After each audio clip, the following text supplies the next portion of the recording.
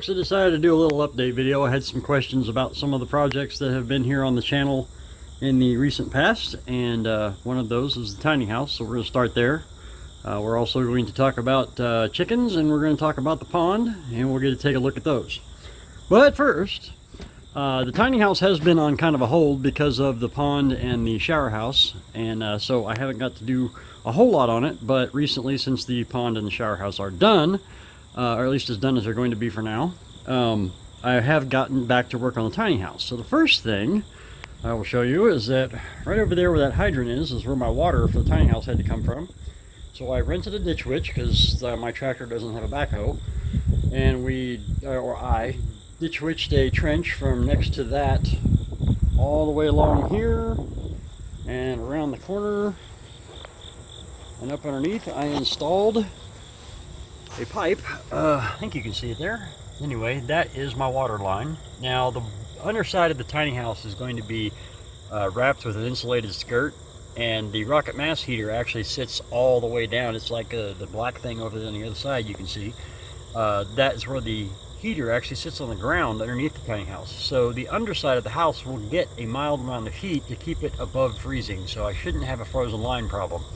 If I do, then I'll probably have to wrap it with some tape, electrical tape, not electrical tape, what do you call it? Anyway, the stuff they use in trailer houses a lot of times for the water lines, and I'll wrap it with that and plug it in and we'll be good to go. But for now, so that was one major little project, took me about half a day. And then inside, and it is still a mess in here, I have not got to start on the shower. I did get the water line plumbed in. If I move this insulation, you will see that. So it's hooked up, and I'm ready to do my kitchen sink. I've got the valves on for that, but I've still got to build the cabinet for the kitchen sink, obviously. The downstairs walls are all done, except for the stuff that goes on here. I still got to do that paneling.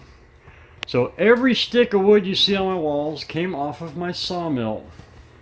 So if you've watched my previous sawmill videos, then you know that a lot of this stuff has come from, I don't know, it's dry for 2 years, 3 years, 4 years.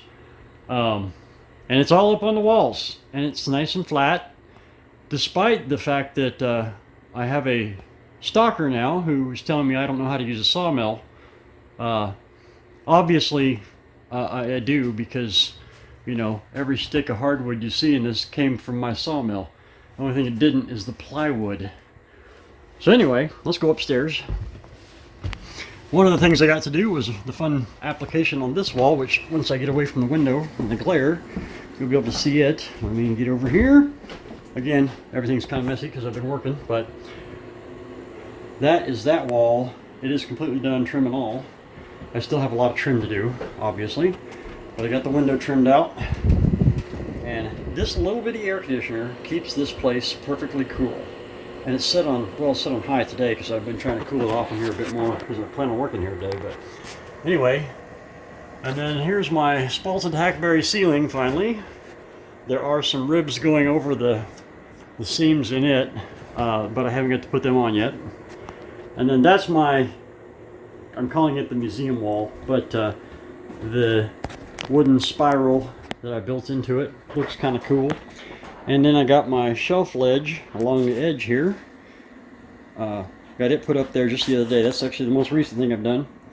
So, actually I might have had that done before I did the water line, but anyway. So yes, coming along nicely. It is it's a lot different when you're building the whole thing yourself from scratch than it is when you're a general contractor, having guys come in and do their part of the job, and then you know, you do your little bits and pieces that you do, and you don't have to build the whole thing yourself. When you build the whole thing yourself, boy, that's a whole lot of work. A lot different. Anyway, let's head over here and let you meet the roos. Yes, we have roos now.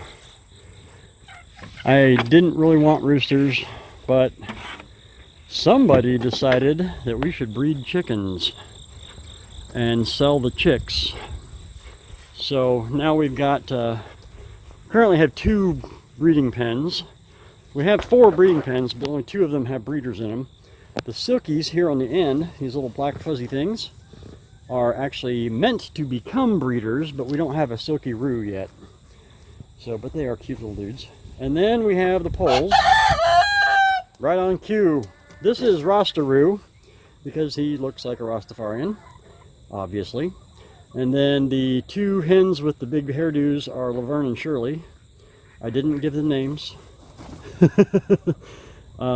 Then the other two, one of them is Poe, and the other one is Birdie.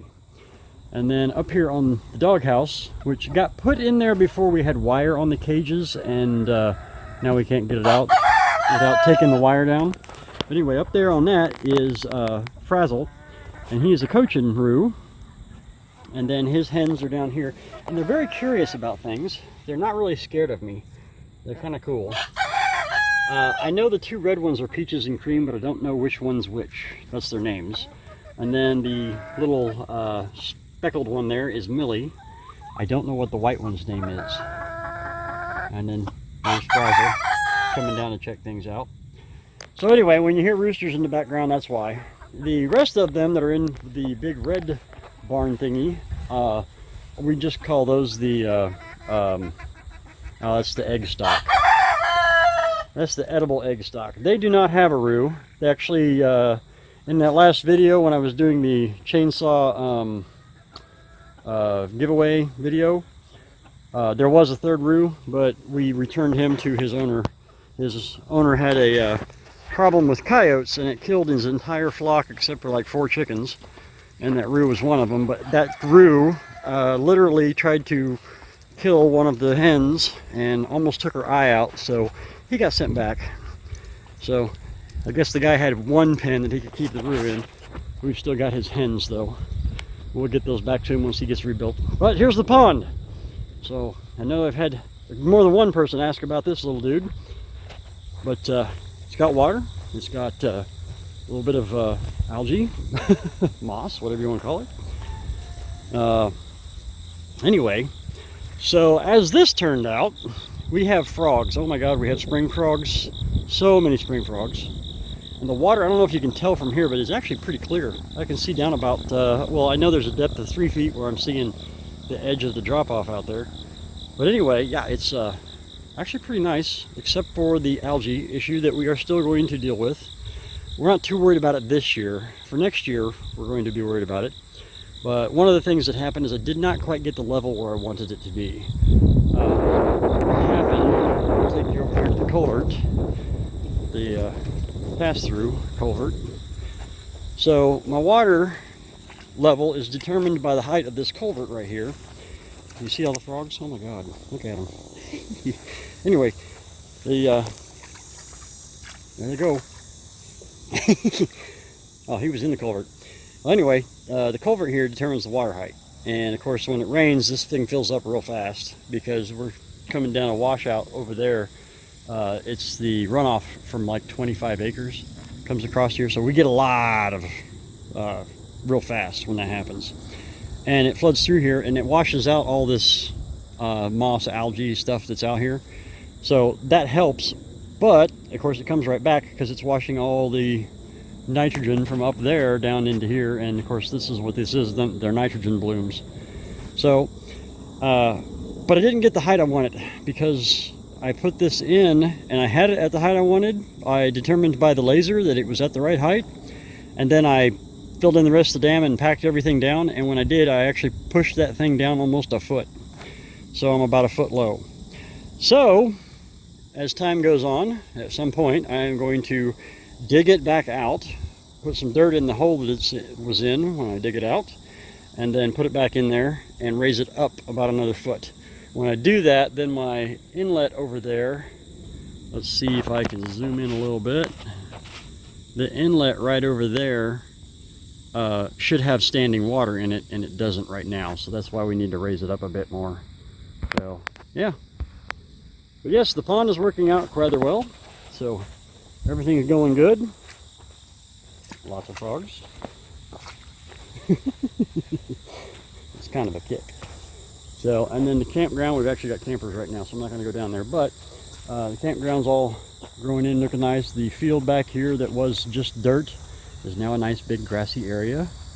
And eventually what we plan to do is put 2 teepees back here, and we're going to rent them as part of the camping experience that you can have here. So you can actually camp at a teepee. And since we're 5 miles approximately from the Kansas City Chiefs Stadium, we figured during football season we might have some Chiefs fans camping in our teepees, just to, you know, the fun thing to do. So anyway, that's what's going on. I will be posting this, and shortly after this I will be, actually right now I'm going to go and make a video of the chainsaw giveaway and announce a winner. So be looking for that video coming up very shortly after this one is posted. Alright guys, thanks for watching. Bye.